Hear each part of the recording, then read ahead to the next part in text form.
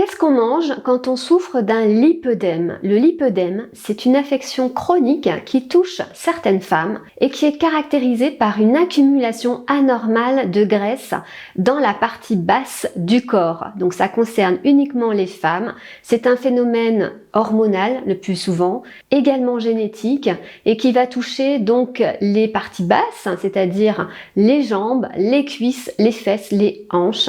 Et donc ça donne quelque chose d'assez inesthétique, une accumulation de graisse sous-cutanée qui est granuleuse, mais qui est également douloureuse pour les femmes qui peuvent marquer au moindre choc avec des hématomes, avec aussi une rétention d'eau, une sensation de lourdeur des jambes, donc quelque chose de difficile à vivre au quotidien. Et malheureusement, ce lipœdème, il ne réagit pas au régime classique. Donc comment faire quand on souffre d'un lipœdème? Eh bien, je vous donne des éléments de réponse dans cette vidéo.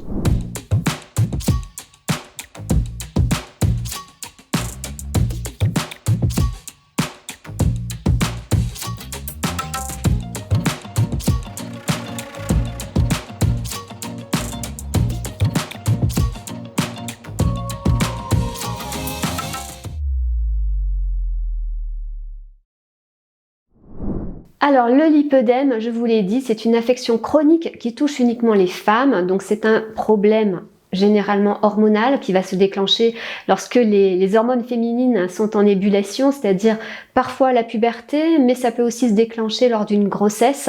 Il y a différents stades dans le lipœdème, donc stade 1 à 4, donc avec une progression au niveau de l'accumulation de graisse. Donc ça peut donner au stade ultime des jambes qu'on appelle en poteau. Ça touche vraiment de façon symétrique les deux jambes, donc à ne pas confondre avec un lymphœdème ou un œdème différent, donc lié à une mauvaise circulation veineuse par exemple. Et je vous invite, si vous pensez être touché par cette affection, le lipœdème, à consulter votre médecin traitant avant qu'on vous dirige vraiment vers un spécialiste afin de vraiment diagnostiquer précisément ce lipœdème, parce que ce n'est pas la même prise en charge que quand on souffre d'une autre affection. Donc c'est vraiment quelque chose de symétrique, de difficile à vivre au quotidien, puisque donc on a vraiment une sensation de jambes lourdes, avec des douleurs au toucher, avec parfois des bleus, des ecchymoses qui se forment presque spontanément. Et je pense que les femmes qui sont touchées par ce symptôme de ce lipœdème sont particulièrement démunies, parce que malheureusement quand on essaye de suivre un régime hypocalorique pour perdre du poids, eh bien on voit que ces parties-là ne réagissent pas.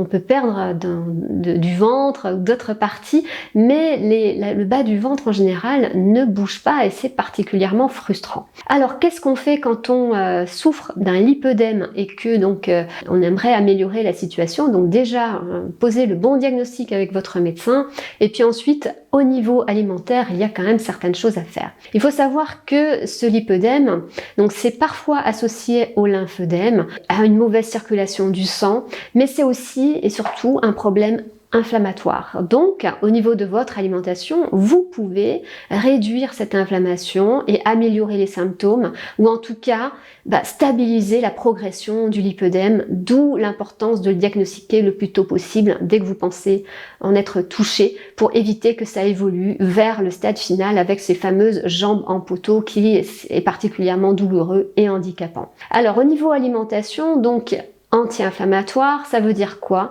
Ça veut dire qu'il faudra privilégier donc certains nutriments tels que les graisses de nature oméga 3. J'en ai déjà parlé lors de précédentes vidéos. Vous pouvez taper sur votre moteur de recherche dans YouTube Marie-Laure André, alimentation anti-inflammatoire. Vous trouverez ces fameuses vidéos. Mais pour résumer, donc les oméga 3 sont des puissants anti-inflammatoires et en général, on n'en consomme pas suffisamment, et trop d'oméga 6, donc d'autres types de graisses qui sont, elles, pro-inflammatoires, qui accentuent l'inflammation. Et malheureusement, si on consomme trop d'oméga 6 et pas assez d'oméga 3, eh bien les oméga 3 ne pourront pas s'exprimer, puisque les deux types d'oméga sont en compétition entre elles dans l'organisme. Donc je vous invite à consommer régulièrement des poissons gras qui sont riches en oméga 3, sardines, maquereaux par exemple, une fois par semaine, à penser à consommer des huiles riches en oméga 3, telles que l'huile de noix par exemple, dans vos crudités. Et puis par exemple consommer aussi des graines de chia qui sont particulièrement riches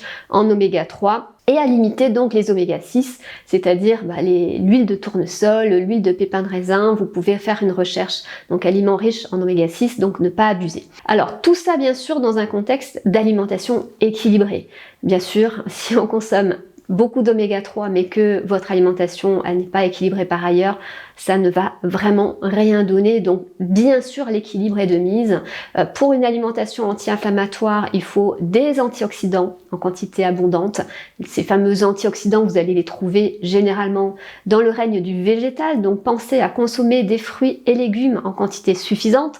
Qu'est-ce que ça veut dire ça? Eh bien au moins 2 fruits dans la journée, et puis au niveau des légumes, je pense qu'il en faut quand même une bonne part à chaque repas, c'est-à-dire midi et soir, pour vraiment réduire cet état inflammatoire dans l'organisme.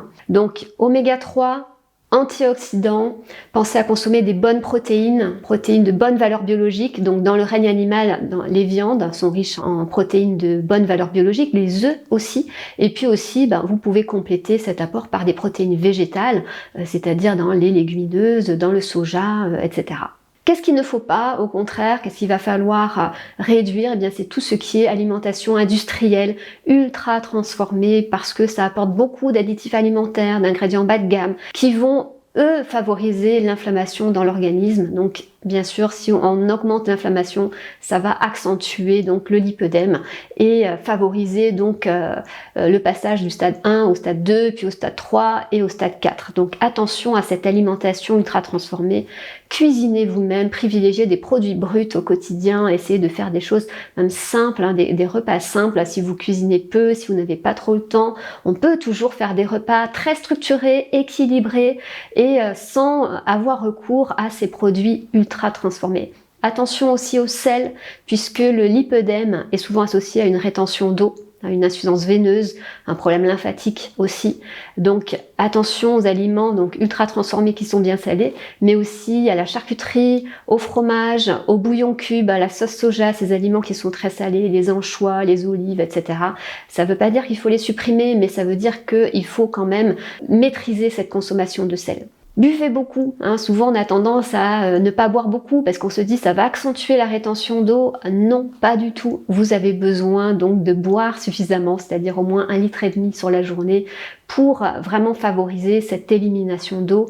Et bien sûr, ces conseils nutrition, ça ne va pas sans une activité physique. Pourquoi? Parce que l'activité physique, ça va permettre de relancer le système lymphatique, le système veineux aussi. Et quand c'est associé donc à ces insuffisances-là, ça ne peut que améliorer donc la circulation sanguine, réduire les sensations de jambes lourdes, de jambes douloureuses. Donc l'activité physique doit faire partie de votre quotidien. Ça veut dire qu'il ne faut pas rester tout le temps sur le canapé, il faut bouger le plus souvent possible, marcher, avoir d'autres activités physiques régulières pour vraiment réduire ces sensations de jambes lourdes, inesthétiques. Au niveau de votre alimentation, il faudra aussi éviter d'autres aliments qui sont pro-inflammatoires tels que le sucre et les céréales raffinées, les farines blanches, etc. Donc tout ce qui est aliment à impact élevé sur la glycémie, c'est vraiment à réduire au strict minimum et donc adopter une alimentation au contraire qui est IG bas, c'est-à-dire qui a un faible impact sur la glycémie.